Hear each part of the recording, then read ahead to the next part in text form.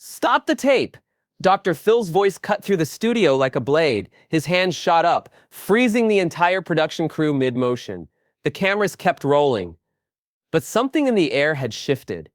Every person in that room knew they were no longer watching a television show. They were witnessing something real, something raw, something that wasn't in the script. The guest sitting across from him, a young person who moments ago seemed composed, now had their face buried in their hands, shoulders shaking. And on the table between them, a single white envelope sat untouched, holding secrets no one in that studio was prepared to hear. What happened in the next 17 minutes would become one of the most talked about moments in Dr. Phil's 20. But to understand why he stopped everything, why he broke protocol and turned to his producers with an expression no one had seen before, we need to go back to where this all began. 3 weeks earlier, a message came through the Dr. Phil Show's submission portal. It was brief, almost cryptic. I need help. I've been living a lie for 7 years. My family doesn't know who I really am. Please, Dr. Phil, I don't know how much longer I can do this. The production team receives thousands of messages like this every week, but there was something about this one that stood out. The desperation wasn't performative. It was quiet, suffocating, real. They reached out, and what they discovered in the pre-ins was a story so layered, so complex, that even the most experienced producers weren't sure how to approach it. The guest name for the purposes of this story was Jordan, 26 years old. On the surface, Jordan appeared to have a normal life, a job, an apartment, a small circle of friends. But beneath that carefully constructed exterior was a web of deception, so intricate that Jordan could no longer remember where the truth ended and the performance began. For 7 years, Jordan had been living under a false identity, not legally, not criminally, but emotionally, psychologically. Jordan had created an entire persona, a version of themselves that the world could accept, while the real Jordan remained hidden, locked away, suffocating in silence. The production team knew this wasn't going to be a typical episode, but they had no idea how deep the revelation would cut. When Jordan arrived at the studio that morning, the energy was different. Dr. Phil always meets his guests beforehand, a quiet moment away from cameras where he assesses not just the story, but the person telling it. That morning, he sat across from Jordan in a small room backstage and asked a single question: "Are you ready to tell the truth?" Jordan's response was barely a whisper. "I don't know if I'll ever be ready, but I can't keep lying." Dr. Phil nodded slowly, his expression unreadable. "Then we'll do this together. But I need you to trust me. Can you do that?" Jordan looked up, eyes red and swollen. "I'll try." The show began like any other. The audience settled into their seats, unaware of what was about to unfold. Phil walked onto the stage with his usual confidence, greeting the crowd with a warm smile. But those who knew him well, the producers who had worked with him for years, noticed something different in his posture. He was more focused, more present. This wasn't just another episode. This was personal. He introduced Jordan to the audience,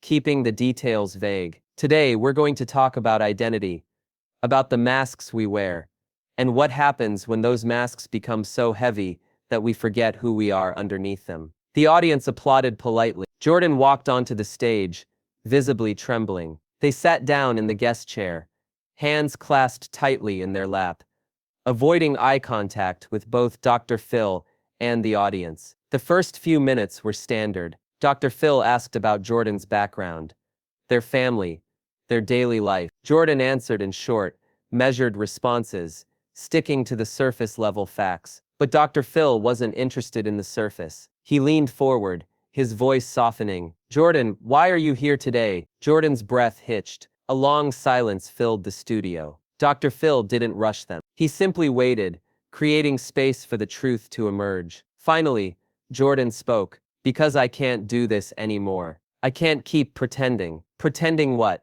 Dr. Phil's question was gentle but direct. Jordan's eyes filled with tears. "Pretending that I'm okay. Pretending that the person everyone sees is the real me. Pretending that I haven't been lying to everyone I love for the past 7 years." The audience shifted uncomfortably. Dr. Phil's expression remained steady, but his eyes sharpened with focus. "Tell me about the lie, Jordan. What have you been hiding?" And that's when everything changed. Jordan looked up at Dr. Phil, tears streaming down their face, and said the words that would bring the entire production to a halt. I'm not who you think I am. I'm not who my family thinks I am. I'm not even who I think I am anymore. I've been living as someone else for so long that I don't know how to be myself. Subscribe and leave a comment, because the most powerful part of this story is still ahead. Dr. Phil went very still. The audience, sensing the weight of the moment, fell completely silent. Even the crew, who had seen countless emotional breakdowns,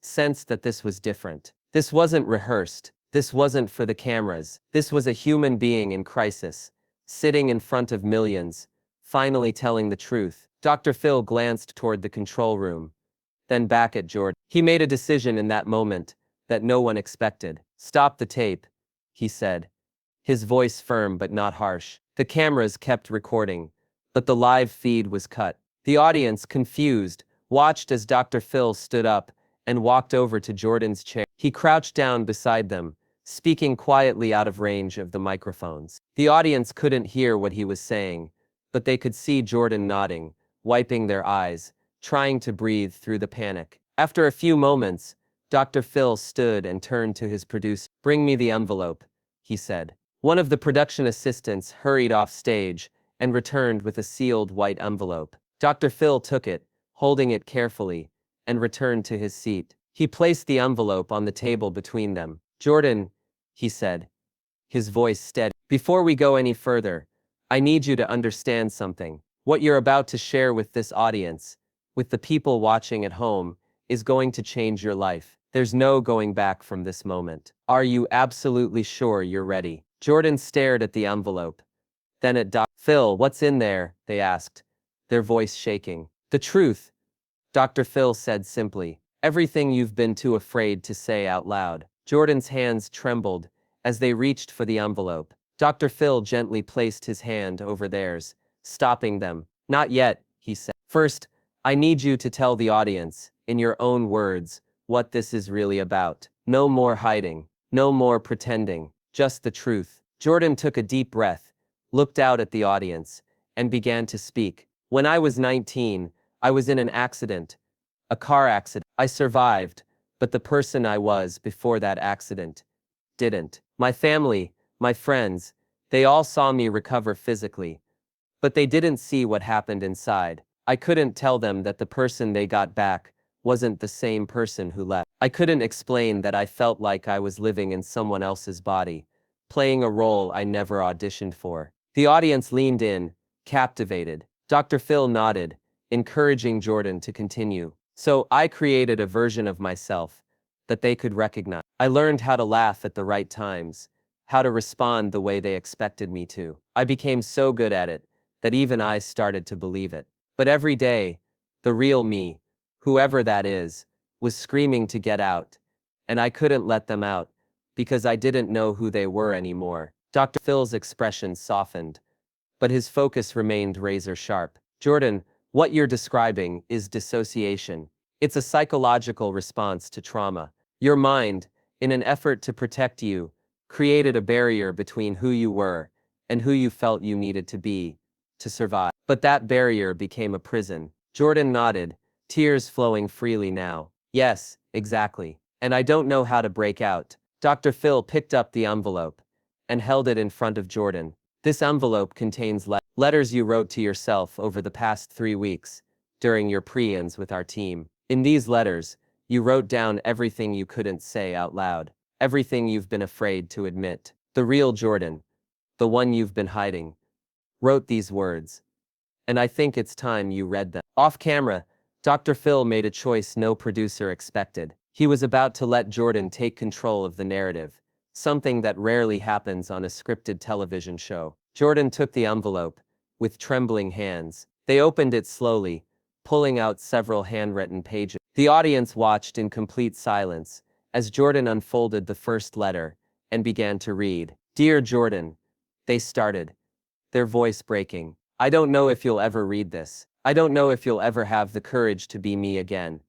But I need you to know that I'm still here. I didn't die in that accident. I just got lost, and I need you to find me. The studio was so quiet, you could hear the hum of the stage lights. Jordan continued reading, each word peeling back another layer of the persona they had built. They read about the fear of rejection, the terror of being seen as broken, the exhaustion of performing every single day. They read about the moments when they almost told someone, but couldn't find the word. They read about the nights spent staring at the ceiling, wondering if anyone would love the real them. Dr. Phil didn't interrupt. He simply sat there bearing witness, holding space for Jordan's pain. When Jordan finished reading the last letter, they looked up at Dr. Phil, their face raw and vulnerable. "I don't know what to do now," they whispered. Dr. Phil leaned forward, his voice firm but filled with compassion. "Now you start the real work, Jordan. What you've just done,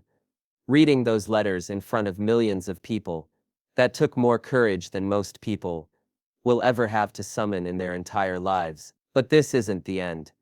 This is the beginning." He turned to the audience. "How many of you have ever felt like you were living a lie? Like you were playing a role just to get through the day?" Almost every hand in the studio went up. Dr. Phil nodded. "This is the human condition. We all wear masks, but the difference between a mask and a prison is whether you can take it off." Jordan couldn't, but today they did. He turned back to Jordan. "Here's what's gonna happen. You're not walking out of this studio alone. We've arranged for you to meet with a trauma specialist, someone who works specifically with dissociative identity struggles. You're also going to start group therapy, where you'll meet other people who have been through similar experiences. And most importantly, you're going to learn how to reintroduce yourself to your family, not as the person you think they want, but as the person you actually are." Jordan's eyes widened. "What if they don't accept me?" Dr. Phil's expression was resolute. "Then they're not your people, but I have a feeling they will, because the people who truly love you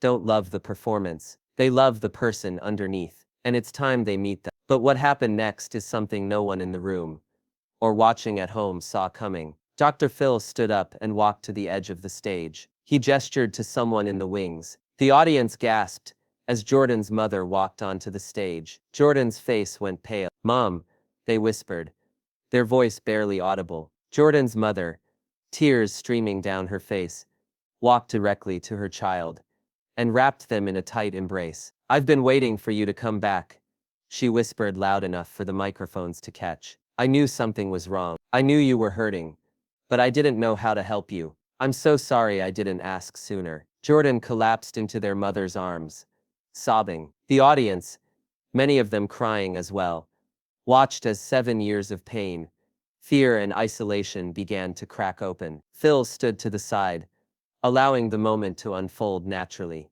After several minutes, Jordan's mother pulled back and looked at Dr. Phil. "Thank you," she said simply. Dr. Phil nodded. "Don't thank me. Thank your kid. They just saved their own life." The cameras captured every moment.